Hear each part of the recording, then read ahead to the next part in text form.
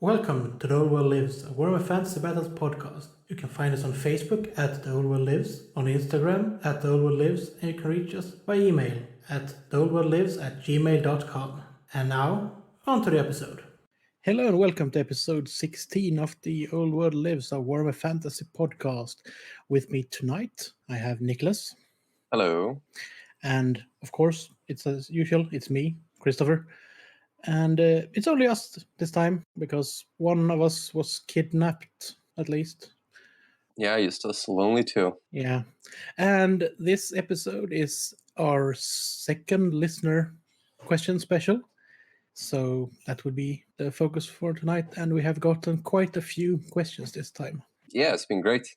Got a lot of response. Yeah, it's nice to get that interaction with our listeners.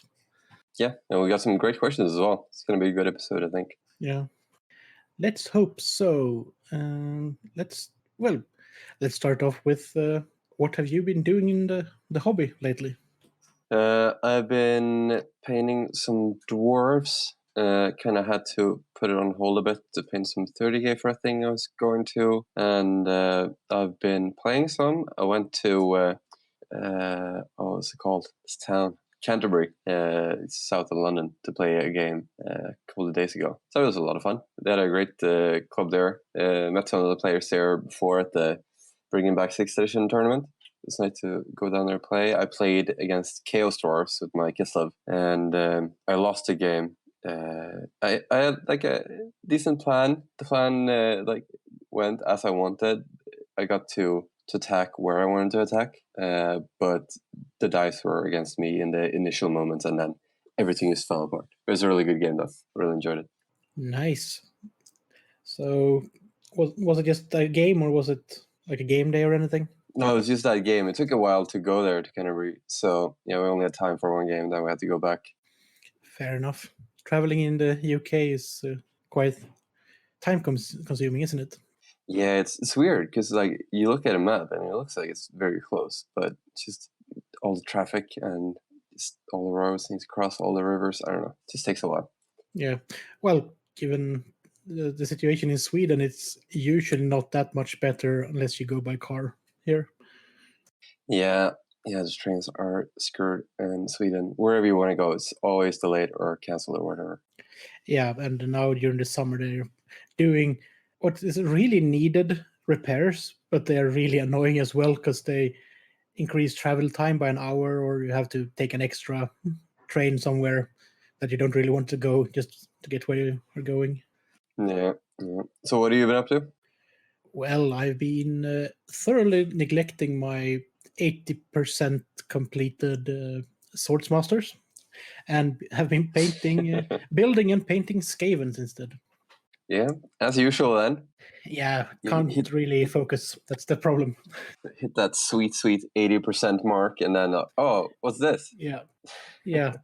Sadly, the 80% mark isn't tabletop, so that would be at least that would be beneficial if you could just reach the 80% and then just finish them later and still be able to play with them properly. No, but I've been doing some work on my Mordheim warband, which is a Clan Pestilence warband. So they will be finished, well, maybe in a couple of days, because I really want to finish them, and they're at 75% perhaps, so we never know. Nice. Yeah, you guys are planning on a games day, right?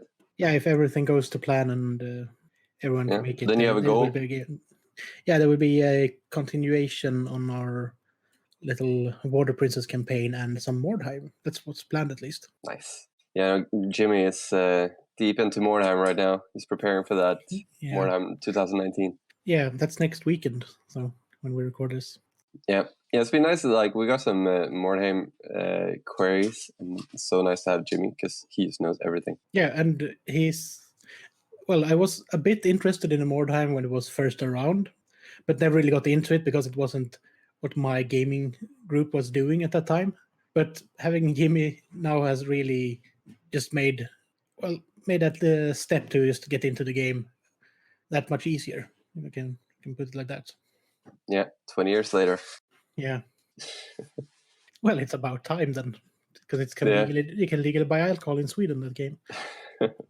Yeah. All right. Do we have anything more to talk about in intro? What we've been doing, or what's anything been released? I think it's been summer, so there's not that much been going on, right? Yeah. Well, rain, if we go by Swedish weather this year. Yeah. So you want to get into the questions? Yeah, there's no news or anything, so why not? Not that I have anything against senseless violence, manling, but why exactly are you strangling that old man?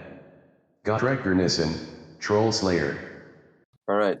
I can start with the first one from HeroQuest 1664. Wonder what that year it represents. Maybe that's his age. It's a vampire. Right. What's the best way to synergize Slaves to Darkness chaos keywords? I don't know if he's trolling or he's ignorant or if he's actually talking about how to synergize the 3 books in 6th edition. If it's the 3 books, I just put them in a pile. I just shuffle them about and choose your general and then choose your units. And what kind of general you're using, you can get that book's troops as troops. Isn't it like something like that? Yeah. So the keywords thing and synergies, that's a Age of Sigmar thing. We don't talk about that. Yeah, that's I have really no idea what. I couldn't answer that question even if I wanted to. Yeah. But if you're talking about 6th edition, how to mix your chaos stuff, it seems like you can take whatever you want and it'll work pretty well. Yeah. It just depends on your theme. Yeah. If you want mortal humans, or if you want demons, or if you want beastmen as your focus. Yeah. If you want to like some chaos there in the Empire or coming down from the north, or depends on what you want to do. Yeah. Well, I'm gonna put it like this. The next question is from Barbior, and what do you think has led to the resurgence of 6th edition? Do you think the support that 6th edition, 9th Age, etc. are getting will lead G-dubs to release a new mass battle system? Do you want to start answering? Well, I'm gonna start answering with by someone that isn't here to answer for himself. That is Christopher, because he actually wrote down and replied to this question. And he says, coordination of nostalgia, experience from other Warhammer Fantasy battle systems and future editions. I mean, the fact that it still stands is sort of a testament to how it survived the test of time. There are incongruences, but mostly are amended at a later date by FAQ and erratas. Is this for this question? Because that doesn't really feel that it's for this question. I don't know. Me neither, because that's the only one he has replied to, basically. So, but I think that if they wanted to, they could probably release a like they have with the Heresy, like a specialist games version of like a Warhammer Classic or something like that. Yeah, I think it's strange that he's kind of abandoned that niche or like that kind of war game, because it's like such a big thing in wargaming with rank and file. Like there are so many other games now that have taken that up, like Kings of War and 9th Age, and just a lot of other games. The Song of Ice and Fire. Yeah, and it's just like you can see those kind of war games everywhere. Like I went to Salute, and there were so many different versions of like just rank and file games. So it seems strange to abandon that part of the like. There's money to get there, so I don't know why they ignored it. But I think like the resurgence now as well is because people have tried 9th Age. Maybe they don't like it as much as the original. Tried Kings of War, didn't like it that much. And I think like 6th edition has kind of gotten a lot of upswing because the game died. Because if it hadn't died, people would still be playing 8th edition or whatever edition it would be now. Yeah, but personally, I think like 6th edition, that's Warhammer, and then they kind of added on stuff to that. But that's like the basic version of Warhammer that I always like. Yeah, and a lot of people are in like between our ages as well that are reconnecting to 6th edition that maybe played it in their teens. So yeah, and Joseph brought some guys that haven't played any war games before, and it's like, oh yeah, I played 6th edition Warhammer Fantasy, and I thought that was like crazy and awesome. Yeah. So to sum it up, I think they could probably release maybe a rule book with some army rules for probably not 8th edition, given how massive that got. If you want to get people back into the game, I mean. Yeah. I mean, like, you don't really need to release the books anymore. You could re-release them. I think that would be a good idea. Just re-release like 6th edition or 8th edition or whatever. Just do like a limited release. But then like you could do that, like a limited edition print. Yeah, and also just re-releasing the models like they've been doing, but maybe do that for plastics as well. Just do like limited releases of each of the factions, just like one go, and that would be it.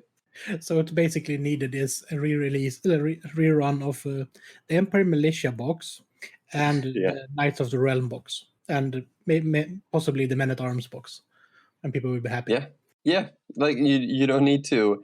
They don't have to come up with a new thing because they already made like the most awesome game earlier. So you can just re-release that and release the models that everyone wants. Boom, money. Yeah, and given that those were injection molded plastics, those molds are really expensive. So if they're still viable, they could probably do it. Unless they've scrapped them, which would be quite a bad idea, I think. For us players, at least. Yeah. All right, next question. But Simon, and do you want to read it? Sure. Simon Etches writes, in theory, could one stick to a single army and play basically all playstyles, race-specific, ? Or does it make sense to collect and play all the different armies? Asking for a friend who has 10 of the armies available in 6th edition. I know troops have different stats and buffs, and individual armies have specific magic, but is there really enough difference between the Horde armies, for example, or the Elite armies, the Uber Magic armies, etc.? Well, there's quite a lot of difference looks-wise between Lizardmen and High Elves if you want Elite Magic armies. Yeah, I think like the better game you have, the smaller the differences between the factions. Just small differences should be enough, and just the feel of the army. But also, you really notice that in 6th edition that the armies are kind of limited to what they have. That the dwarves only have a certain type of unit, and another army has just these kind of units. But on the other hand, you also have access to the Dogs of War book in 6th edition. If you want to put in a certain, like a faster element to dwarves or some artillery to, well, basically any army that can't take cannons. Yeah, I would say like if you want an army that you can play all styles with, that would just be Empire.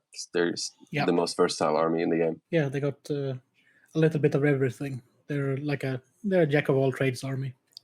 Yeah, you can't really make like a super elite infantry army with them like you can with Chaos or Dwarves. But I mean, just the armies are more about feel, I would say, than actually being that different, I guess. Yeah, well, look at the Elf armies. Look at the High Elves and the Dark Elves. They're not that much different play style, really.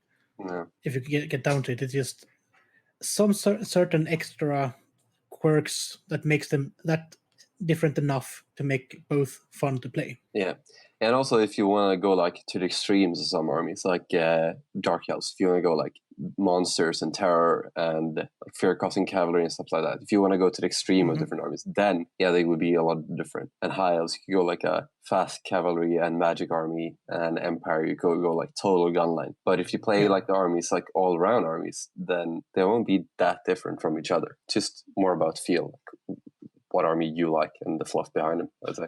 Yeah, and then you can always look at the slight changed armies that you got in books like Storm of Chaos, if you want just your regular army, but a bit of different feel for it, for a game or two, or a campaign, or whatever you want. Yeah. If you have 10 armies for 6th edition, good on you. It's just more of a collector thing than actually having different playstyles, I would say, though.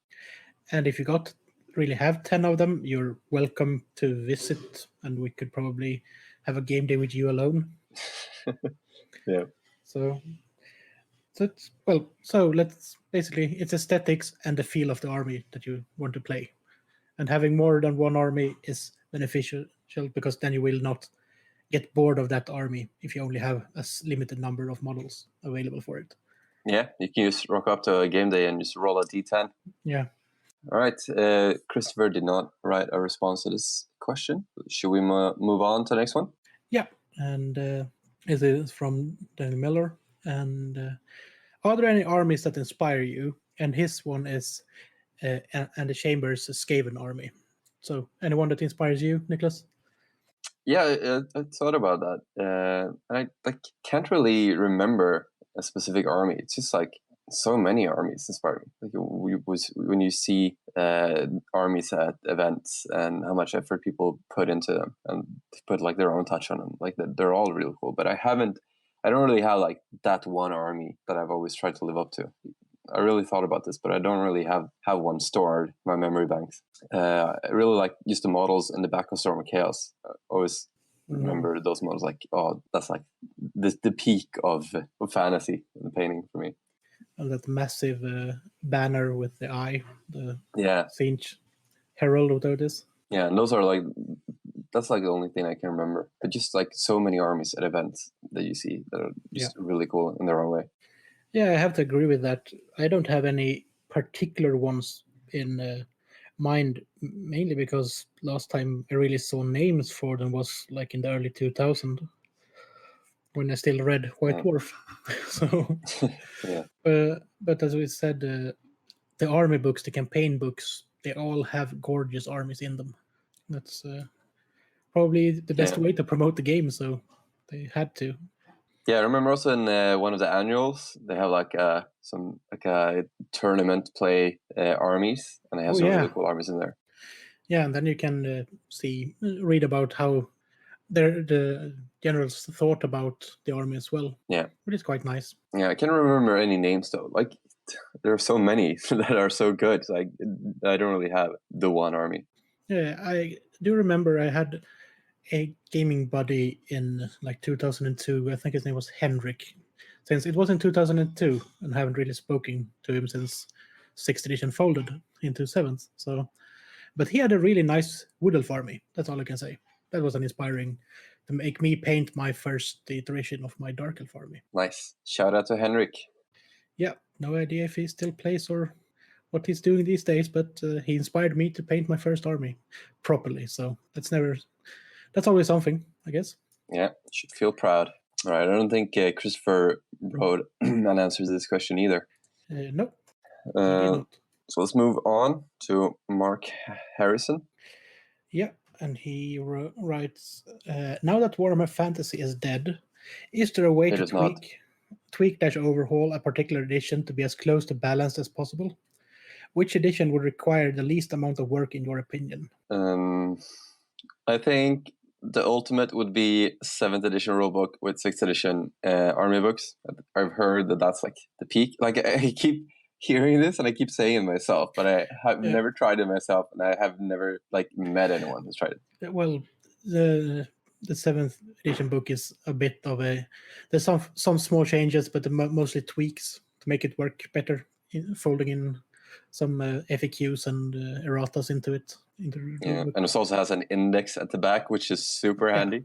Like I looked at it recently, and then like, oh, I'm looking for this rule, and then oh wait, this book has an index. It's super easy to just find this one rule I'm looking for. Because the 6th edition book, like, you kind of have to know where the rule is before you start looking for it. Like, oh, I remember seeing that, like, it was between the psychology and shooting somewhere. Oh, in the 20 pages between those. Yeah. But I'd say that I'm not sure that the game is unbalanced unless you want it to be unbalanced. It's like every Games Workshop game ever. They're not. They could probably be better from a game design point of view in some respects at least. But that's not surprising given that they release the core rule book and maybe 1 or 2 army books in a year, and then releases the rest of the army books to get people to buy stuff the coming like 5 years. Yeah, it's hard to keep them balanced all at once then. Yeah, like kind of why I chose to play 6th edition as well, because I think that's the best you get like as a whole piece. Because 7th edition is just so spread out with army books, and everyone knows that Dark Elves and Demons are just way better than everyone else. And it just feels like in 8th edition, you're like, oh shit, those things are overpowered. So let's just jiggle up the entire game, just change the core mechanics, and like nothing will be as good anymore. And then all of a sudden, when you hear people talk about 8th edition, it almost feels like they're talking about Magic the Gathering. Yeah. So I would say that a social, so to speak, a social contract between the players is more important than having everything written down and balanced into the slightest detail. Because if you balance it, you can work on balancing it forever. But if the players don't really feel like being nice, it won't matter. Yeah, I would say if you just want to take like a whole thing, because I've seen also people like wanted to do fan-made books for 6th edition and just tweaking 6th edition and stuff. I'm not really a fan of that. It's just easier if everyone is doing the same thing and if everyone is playing like the game as it is. And I think 6th edition is the most balanced. But if you want to have like the most balanced game, then I think you should play 6th edition using the Ravening Horde's army list. That's it. Oh, definitely. Those are probably the most balanced army lists for that edition. So yeah, and if you want to have a streamlined book, more like the rule book, then play 7th edition with Ravening Horde's army list. Boom, and you have 2 books. You don't need anything else. You have the perfect game. Mm-hmm. And well, if you look at the next question, because I'm just going to move on, because otherwise we just ramble. I feel like. Yeah, and this is from the prison colony of the prison colony. This one. Yeah, as far away as possible from us. Yeah, let's hope it stays like that. Oh, wait. No, this is from Rene from that other podcast. I'm not really sure what it's called anymore. They haven't released anything in ages, have they? No, it's been a while, like a month at least. Yeah, and I'm just saying that because we tend to do the same thing. So this is his question is, other than the Old World Lives, what is your favorite Warhammer Fantasy Battles podcast? So, Niklas, you start. Well, there aren't many, and he's just trying to bait me here to say that how much I love their podcast, and I really love their podcast. I just want to say though that there is another podcast, Back to the Future Hammer, that have a even more delayed release schedule than either of our podcasts. But I do enjoy listening to those guys. They were also at the Bringing Back 6th Edition tournament. Nice. Yeah, but I do love your podcast, Renee, the Elector Counts podcast. Just release some more episodes. And maybe get another backing track than Factory Works or Creaking Metal. Yeah. I was saying that as I want to say something. I'm actually going to go a bit off piste here and mention a podcast with a similar name to ours. And this is the Old World podcast, which is all about the 4th edition of Warhammer Fantasy Roleplay. Yeah, I listened to this as well. And they got some great episodes. They go through the lore, they go through the rules, and some theme episodes. And they also got play episodes, which is really nice. Just hear people actually doing something with the rules and not just talking about them. Yeah, and they've had some of the creators of the new role-playing game. It's been really awesome as well, just hearing them talk about how they created this game in the old world. The latest one, they have, I'm not really sure, Sam Manley, which is one of the artists that works on the 4th edition books. It talks about... Pretty manly name. Yeah, it talks about how how they go through and how they make all of the images and what goes into it, and that's really nice to hear, actually. Yeah, I've seen there are some more podcasts as well about the role-playing game. I haven't really listened to a lot of them. I tried one more, but it was not as good as the Old World podcast, so I stuck with that. Yeah. So that's, other than that is a bit of a cop-out because it's technically not a Fantasy Battles podcast, but it is set in the same world. And if you're interested in the role-playing game and interested in the lore, you might probably should check it out. Give it a few listens, and if it's not for you, it's not for you. That's more I can say. Yeah. Renee wrote also a follow-up question, if I may. Out of a scale of 1 to Tolaris, how awesome is Tolaris? And Christopher actually wrote a reply for this one. He said, Tolaris, 1 out of 10 Nagash, basically negative Ash. So, but, yeah. Tolaris is better than Nagash in 6th edition, isn't he? So, I haven't looked at Nagash's role in 6th edition. All I know is that Tolaris is a hero's choice for 245 points. Damn. But it's got a bit better stat line and some two magic items that are technically just taken from the regular Dark Elf magic item list. But yeah. To me, he's just another Elgi. Just pointy air, toughness 3. Yeah, but he's got killing blow against monstrous creatures. So, Yeah, I'm not impressed. I'll give him a 1. yeah, I say that they're better characters than Talaris in the game, and they're worse characters. We're gonna settle for that, I think. Mediocre. Yeah. Right. Lots of love from Renee, Tasmania, Australia. P.S. Christopher is a dirty, dirty asser, and Lord Malekith's assassin squads are on their way. ... Yeah, as you Better can watch hear, it. they have failed so far. They're probably not even being able to make it this far. It's too hot for them here. Yeah. All right. Next question. Joshua Van said. It's a great name. All right. Hi, guys. I'm a player based in Japan, and we have a very small but dedicated base of players here that love the old world and playing Warhammer. So just a small shout out to our Facebook group, Oldhammer Japan, in case you have any listeners based out here. I might join that. Sounds cool. All right. So just 3 questions. Question 1. As you guys are really passionate about 6th edition, and as I have never played 6th edition due to my reservations about the difference between 5th and 6th in terms of army selection, magic, etc., can you tell me the main differences between these iconic editions of the game and the strengths that you think 6th has over 4th and 5th, say? Here, Lords and Heroes are weaker in 6th in Yeah. general, and that's a good thing. I've never played 5th edition. Have you played 5th edition? I played 5th edition before I started playing 6th edition, and I started playing 6th edition when it was released. So it's quite a while ago. Yeah, I've never played it, so I can't really say.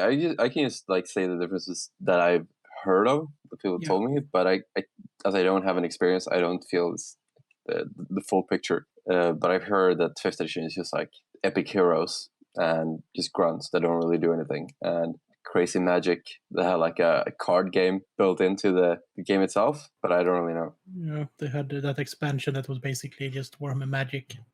That was, I think, it even what's called Warhammer Magic. So just like 8th edition. Yeah, but I say that I think the fluff got a bit darker in 6th edition, and the heroes got a bit weaker. So it's more of a, you don't really have to rely as much on your heroes as you did before. Yeah, you can't rely on your heroes pretty much in 6th edition, I would say. It's all down to rank and file. Unless they have like a magic item that makes your unit immune to panic or something. But they're quite good.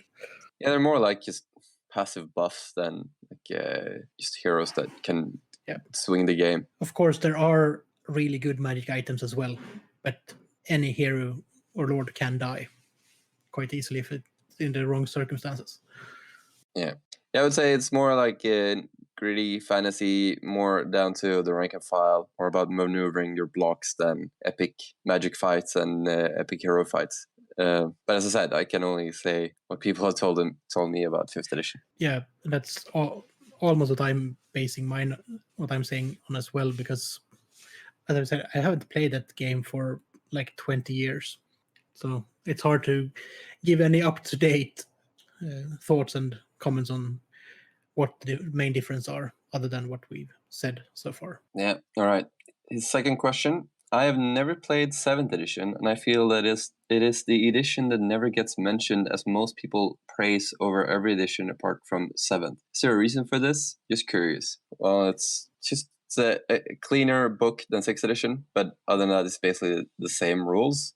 It's just that it was just the whole era in Games Workshop's life when it was just massive codex creep, and everyone got a bit sick of that. Yeah, and it's also, I mean, some of the army books for 7th edition was released as the 6.5 books, as they're unofficially called as well. So the books started to change before the main rule book was actually released, and then they really didn't fit in properly in the 7th edition for some reason, even though they were made for it. Yeah, and it's just like that whole era in Games Workshop, I would say, like people started getting a bit sour taste. A lot of people started leaving because like 6th edition, you had so much good like hobby going on, and they released so many expansions that were just purely hobby based, like the General's Compendium and Lustria, and these really nice and cool books. And 7th edition, like, okay, here's the rule books, and then they only released the army books, and all of the army books like had a small creep. So it's just like, okay, this book is better than the last book, and this book is better than that book, and then at the end it was. Everyone just knew it, like, Dark Elves and Demons win all the time. Like, every tournament, these win everything. When you can have a Dark Elf sorceress on a Manticore that basically just manages to fly to the flank of your army and then throw shadow magic that is basically a lance weapon across the board. So. Yeah, I don't think people had a lot of good memories from that time, so they were pretty happy when 8th edition came around. Yeah, so that's probably why we've mentioned it, and other people say that you should play 7th edition with the 6th edition code or army books. Yeah, but people used to go for 6th edition overall because it's just easier, I guess. You got Storm of Chaos as well. Yeah. And that's also a reason why people got a bit annoyed after when they switched over, because Storm of Chaos in the end didn't matter for the story at all. Yeah, it was a bit lame. Yeah, they could have made it really great, but let's not go into that because that's an entire episode in itself. Right, you want to do the third question? Yes? Oh man, that's a massive question. I can read it if you want. Yeah, please do. All right. As a player that loves 4th and 5th editions of the game and the wealth of choices in regards to magic items in particular in those editions, do you find it an area lacking in the later editions of the game when they were removed? And have you guys tried the 5th edition campaign supplement at all? They are such fun to play and would highly recommend trying them out even in 6th edition or other editions as they would be adaptable. They offer a fun narrative story for various races in the old world and introduces new characters into your games. The scenarios have special rules designed for each of the 4 parts and a historical battle scroll, an alternative battle scroll if you wanted to build your own lists. Each battle is between 1,000 and 1,500 points and builds up over 4 games, with the last being usually around 3,000 points aside. The troops available would depend on your victories and losses in the previous game, which adds to the tension when playing previous scenarios. Just thought I would recommend those for you to try, as I know you enjoy the narrative gameplay more than the more pitched battle style. I have also loved the more narrative style of gameplay, and it's hard to go back to the pitched battle style of play. Ooh, that was a mouthful. Yeah, but he got a point because those small expansions or like articles or that were in White Dwarf were published on the web in the end. They were great. They were also still on the website when they switched over, had 6th edition instead, and they still continue to work on small expansions like that. Yeah, I've never tried that. I've played some kind of like games like that, like me and Jimmy did last year. We had like that kind of a build-up thing, but then it was just totally freestyling, is taking stuff. And yeah, I would really like to try that. The Grudge of Drawing, is it? Yeah, I'd like to try that out. It'd be cool. Yeah, and you got quite a lot of those small, like just like a campaign, as I said, or mini expansions, which are really interesting, and they are adaptable. They are adaptable for all editions, more or less. Yeah, it would just be great to do that with a friend over a weekend. So maybe I'll try and find that Grudge of Drawing book. So which ones are there? There's the Grudge of Drawing, and then there's an orc one, right? Yeah, that's the Tears of Isha. Oh yeah. And don't they introduce some characters there that are in later editions as well? Isle of Cork. Yeah, there are some characters are actually introduced in these, I think. Yeah, good shout. I would really like to try this out. We got Tears of Isha by Tuomas Pirinen. So it must be great. Yeah, so play High Elves and Dark Elves against each other. And the Reconquest of the Shadowlands. So yeah, quite interesting stuff, these campaign books, actually. Yeah. And magic items. I don't really know how magic items worked in 5th edition, so I can't really say anything about that. Weren't there cards for that as well? Possibly. I can't say since it's been too long. I have a feeling that there are like some crazy magic items in 5th edition. Just a hunch. Yeah. But what I can say about the other editions, like 6th edition, you got a lot of magic items in the army books and not a lot of common magic items. And in 8th edition, you don't have a lot of magic items in the army book, but you have a lot of common magic items. Yeah, they probably scrapped a lot or merged a lot that were quite possibly the same weapon with a different name and put them in the main rulebook instead. Yeah. I really like how since we're currently playing the Border Princess campaign with the limitations, that is, you can only have 3 magic items with a total value of 100 points unless you capture more territories. That gives you points for magic items. So that makes your magic items basically fixed from the start. And I like that more than people just loading magic items on everything, because it makes them feel less special somehow. Yeah, I used to play dwarves, so I basically only know runes. I love my runes. Yeah, I can say that runes are different because then you want to put runes on everything. Oh, you got this bag with you. Put a rune on that one. I just love like making rune weapons because they really feel like, yeah, you made this weapon. This weapon belongs to that guy. Because magic item is like, oh, so everyone has this special blade. But on the other hand, when you do make rune weapons yourself and you are doing like a one-off game with an opponent will play Tomb Kings, you are a bit of a dick when you make a magic hammer with a rune of flight and a fire rune. Is this a flaming rune? Oh, sorry. I just put it there by accident. So I'm just going to put my flaming rune on my flying hammer that auto hits.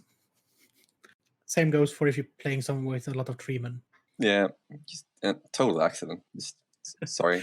Yeah, but that's good with when you play campaigns when even runes would be fixed. So you only have your certain rune weapons. I like that. I personally like it more when you limit it and let the mages be mages and the soldiers be soldiers a bit more. But I know that's not how everyone wants to play it, and that's fine. Yeah, I can't really say how they work in 5th edition, but I don't know. I like the way they are in 6th edition. I think it's a good balance because magic items aren't totally crazy, but they add something and they add flavor. Yeah. Then you can also look at the more expensive magic items where you basically have a bolt thrower that's man portable or elf portable in the High Elf Army book. Right. Thank you, Joshua, for those questions. And think about the tips about the campaigns. Definitely need to try those out. Definitely, since they are adaptable. It's probably just updating the unit entries. So next one is from Liliana's Reaver. I don't know if it's too late to ask, but I have a 2-part question. Gentlemen, what do you find is the best way to rekindle the interest in old veterans for Warhammer Fantasy battles and attract new players? I have tried reaching out on the internet, but all people want to play is Age of Sigmar and Warhammer 40k. So let's start with the interest in old veterans. How did we get back into the game, Niklas? I don't know. It just happened. It just came, yeah. Like it's hard to force enthusiasm both in yourself and other people, but just found playing computer games. There are a lot of fantasy computer games, Total War, and Vermintide. Oh yeah, I forgot to mention, because Vermintide is so awesome. And just reading books as well. Just reading some of the old books. Just go back to your favorite book or try and find some new ones. And I don't know, start small. Just try and engage with the world, and hopefully the enthusiasm will come. Yeah, and if you have people that you know have been interested before, send them links to hobby Instagrams with fantasy stuff, maybe Facebook pages. Give them a heads up on there's podcasts that they can listen to if they want to a refresh, so to speak. Yeah, just join some Facebook groups, get your feed flooded with fantasy. It's just a great way to just see it happening around you. Yeah, there's always loads of new lovely square-based stuff on Instagram these days. Yeah, I don't know where you live, but just post somewhere, like on a Warhammer Fantasy Battles page, and see if anyone wants to play. They live close to you, because it's always someone close by. And maybe they aren't on the Facebook page as well. I don't know how to reach out to those guys. Just go to the game club, just ask around. Yeah, if there are people that you know personally that used to play, get them talking about it in person is probably better than just saying, "Hi, do you want to play fantasy? I know we played this last like 15 years ago. Do you want to play it?" And you send that as a message on Messenger or a text message or anything. I don't think that would work. Yeah. Well, it did kind of work when we started this podcast, but Yeah. Also, you can just I don't know if you have like 2 small armies, just like a combat patrol thing. You paint up 2 forces and just introduce people to it. Either just bring it to a game club or invite people to your place, whatever. Could be a good way. Or if you have people that are interested mainly in Age of Sigmar, there are some scenarios in the General's Compendium for 6th edition that are basically they're skirmish scenarios. So you just have the low number of models. You could possibly use the same models that they use in Age of Sigmar, depending on which armies there are, and get them hooked that way. And that also works for new players. And I know that some new players that, for instance, are playing like, I don't know, the Gloom Spite Kits, or whatever they're called, the Goblins and similar armies, are interested in the background that goes before Age of Sigmar started. So when they got hooked on that game, they start to read back, and then they all of a sudden get the experience of and the realization of, well, there's about 30 years of books here that I can read. Yeah, so many. Like I have a huge backlog, and I'm reading fantasy books like crazy now. So good because there's so much that I haven't explored in this world. Yeah. So that's maybe a way of getting new players to see. Well, those goblins you're playing. This is what they used to be in the old game, and get them interested in the fluff and maybe getting a game. Because I think the most important thing is talk to people and get them talking and see what they're interested in. And if they're not interested, maybe hold off a bit or just send nice photos every now and then to remind them that there's something cooler out there. Yeah. All right. Next question is from Quick Draw Hobby.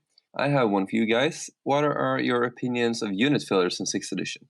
They weren't common back in the day, but grew in prominence during 8th and especially for 9th Age. I have always looked down on them as big distractions and, for some reason, lazy, even though there are some wicked cool ones out there. If you guys do endorse them, why? And what do you guys think makes especially compelling unit fillers?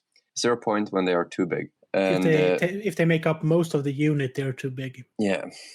I mean, this is like such a... There's no definitive answer to this question. If they're good, they're good. If they're bad, they're bad. Like, I can't say anything more than that. I think we answered this one last time, and that is one of the replies we basically had when we got this question is, if they're basically just a base with a rock on it, and it looks like a rock, and they're boring, then you shouldn't use them. Yeah, but if they're just an awesome unit filler with because you can really make them into small dioramas as well. Yeah. But he's like asking specifically about 6th edition. I think like 6th edition, you didn't really need unit fillers because like your biggest units were like 30 guys, and that was like a huge unit of Skavens or whatever. Unless you play like, Night Goblins and Skavens can be like a 50-man unit, but a general elf unit is like 15 to 20. That's if you put a unit filler in that, the unit filler will make up most of that unit. Yeah.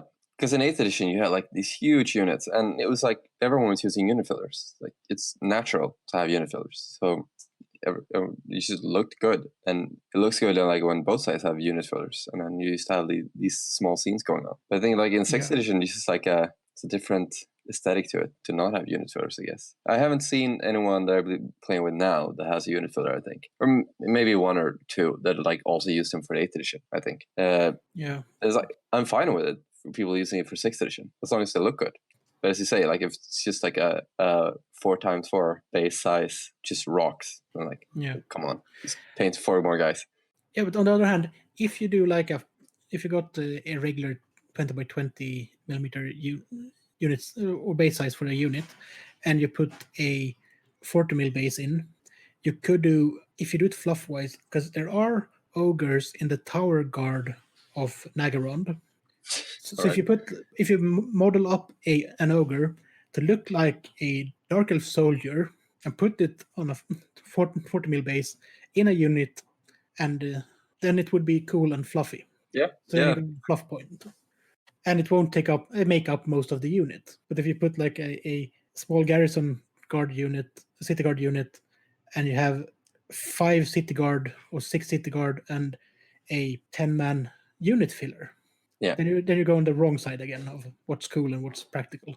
Yeah, that's just like as I said, it totally depends on unit filler. So yeah, I'm not against them, but I wouldn't say like, oh yeah, I endorse them. I want them everywhere. Just depends. Yeah, it depends on which unit, which army, and what you do with them.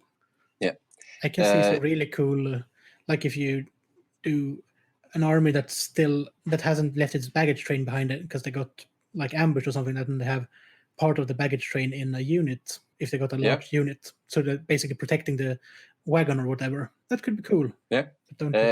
Christopher actually replied to this question as well, and he says, "Defo. I mean, honestly, we've all seen the highs and lows of unit fillers.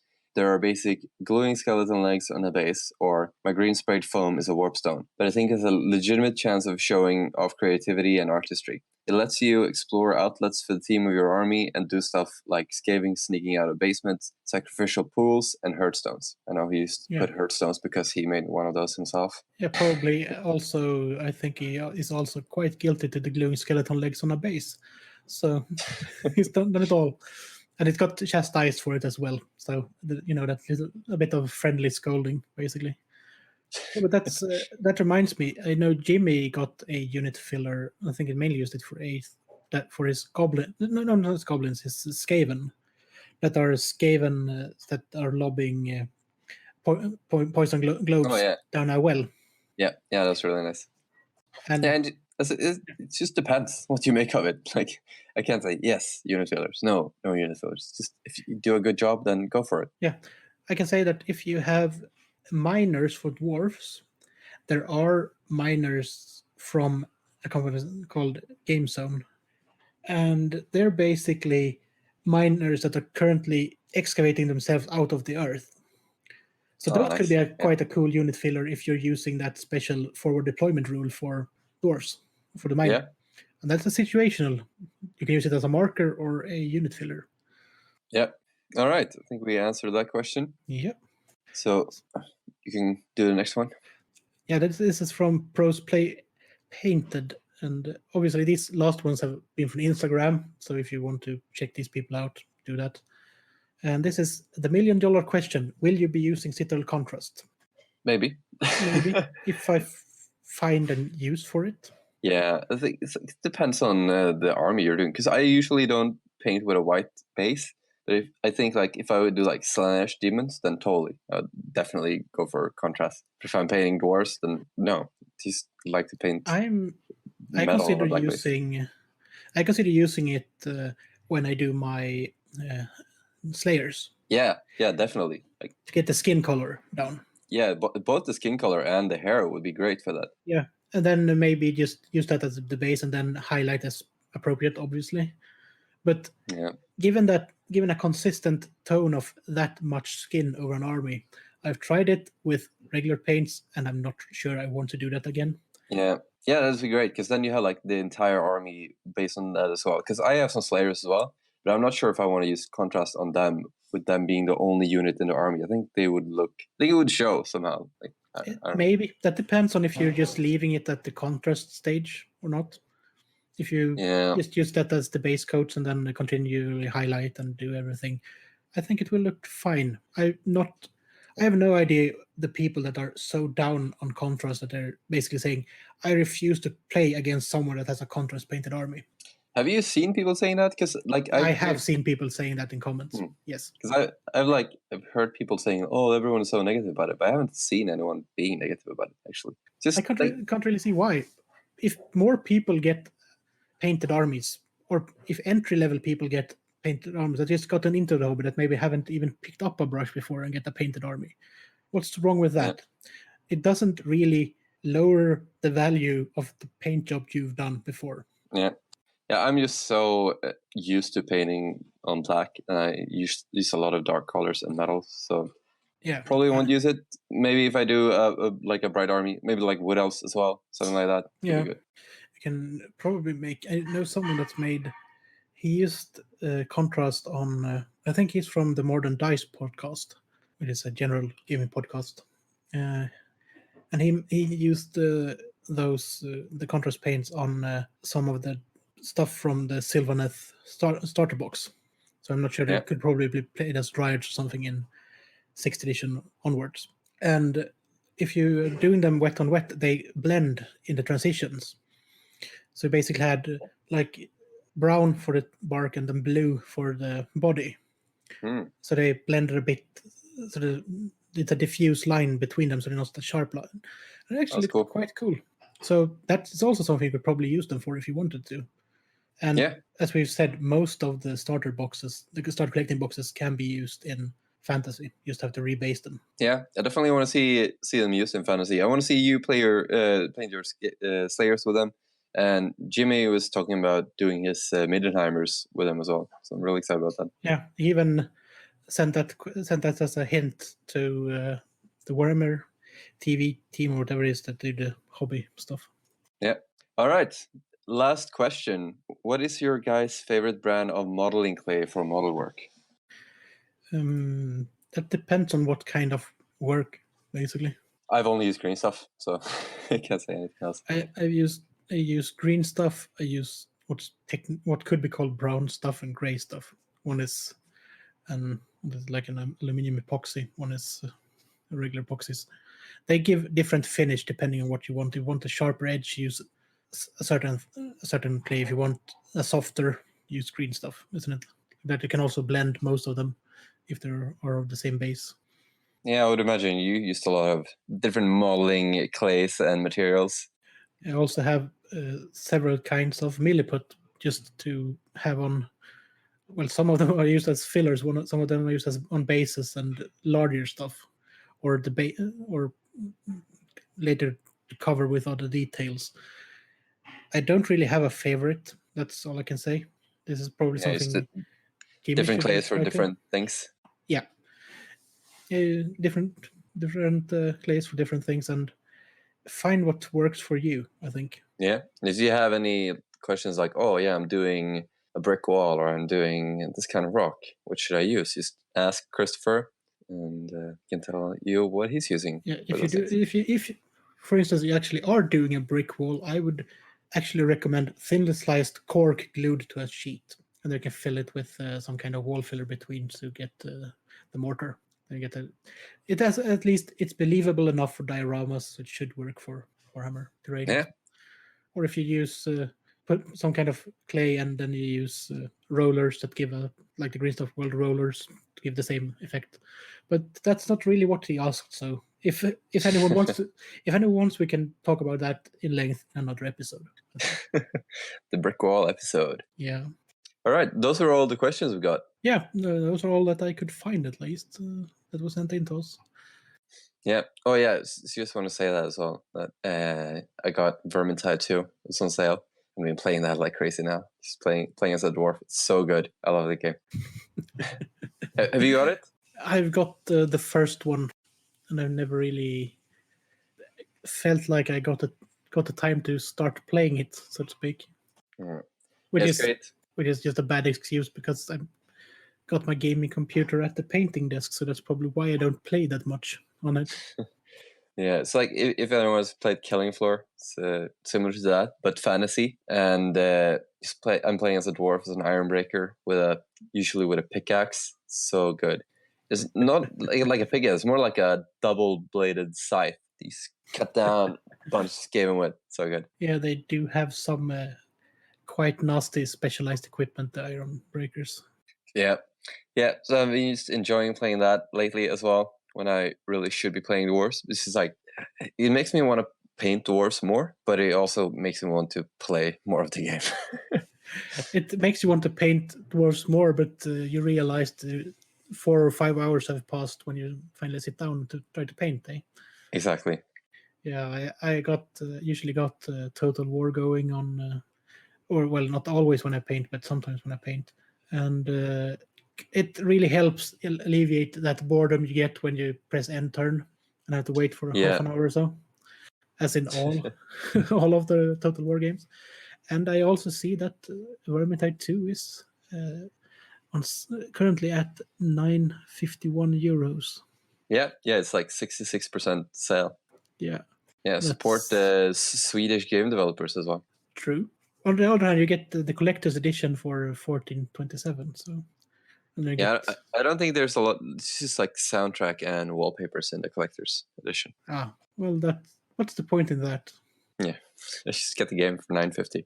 It's perfect. Yeah, if there's the only really good collector's editions are those that come with expansions that you have to pay for separately. Otherwise, Yeah.